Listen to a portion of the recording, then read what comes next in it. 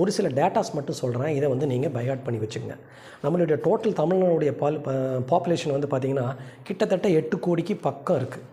அதில் eligible voters அப்படிங்கிறது வந்து பார்த்திங்கன்னா நியர்லி ஒரு 6 to 7 crores இருக்காங்க. இதில் பெண்கள் ஜாஸ்தி, ஆண்கள் கொஞ்சம் கம்மி, டிரான்ஸ்ஜெண்டர்ஸ் இருக்கிறாங்க. தமிழ்நாடுனுடைய போலீஸ் ஸ்டேஷனுடைய டோட்டல் போலீஸ் ஸ்டேஷனுடைய ஸ்ட்ரென்த் வந்து பார்த்திங்கன்னா 2300க்கு பக்கத்தில் இருக்குது. இதில் 1500 லா அண்ட் ஆர்டர் போலீஸ் ஸ்டேஷனும் ஆட் ஆகிருக்கு. இது போக ஸ்பெஷலைஸ்டு இன்ஸ்பெக்டர்ஸு, டிஎஸ்பி இவங்க சொல்லி போட்டு ஒரு பெரிய குழுவே வந்து பார்த்திங்கன்னா சட்டம் ஒழுங்குக்காக இயங்கிட்டுருக்கு. தமிழ்நாடுனுடைய டோட்டல் ஸ்டேட் எம்ப்ளாயீஸ் இருக்காங்க இல்லையா, தமிழ்நாட்டில் தோட்டமாக வந்து கவர்மெண்ட் எம்ப்ளாயீஸ் வேலை செய்கிறவங்க இருக்காங்க இல்லையா, இது வந்து பார்த்திங்கன்னா 9 to 9.5 lakhs இருக்காங்க. இதில் டீச்சர்ஸும் வந்து இன்க்ளூட் ஆகியிருக்காங்க. இதில் பென்ஷனர்ஸ் வந்து பார்த்திங்கன்னா நியர்லி 7 lakhs பென்ஷன் வாங்குறவங்க வந்து இருக்காங்க.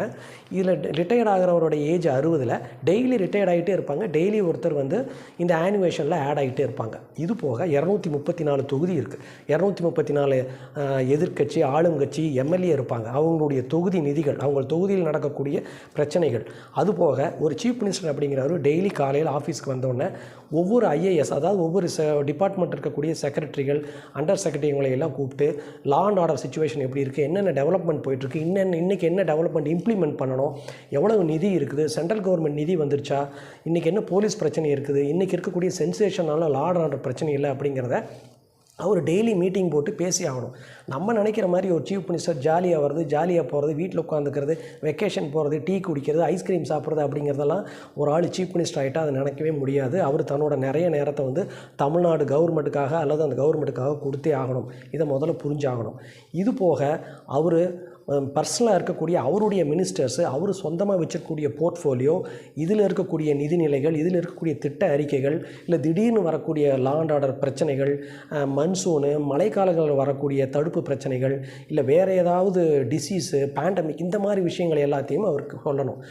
ஸோ XYZ அப்படிங்கிற எந்த ஒரு சீஃப் மினிஸ்டராக இருந்தாலும் அந்த சேரில் உட்கார்ந்தா அவங்களுடைய நிலைமை இதுதான்.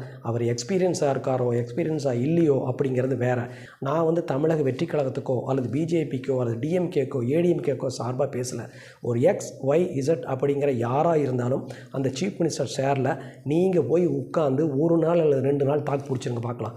அதுக்கப்புறம் அவர் அதை பண்ணார் இதை பண்ணார் அப்படிங்கிற பேசுகிறது நம்மளுடைய ஒரு அறிவியலித்தனத்தை தான் காமிக்குது. இதில் படித்தவங்க படிக்காதவங்க எல்லாமே தான் கமெண்ட் பண்ணுறாங்க.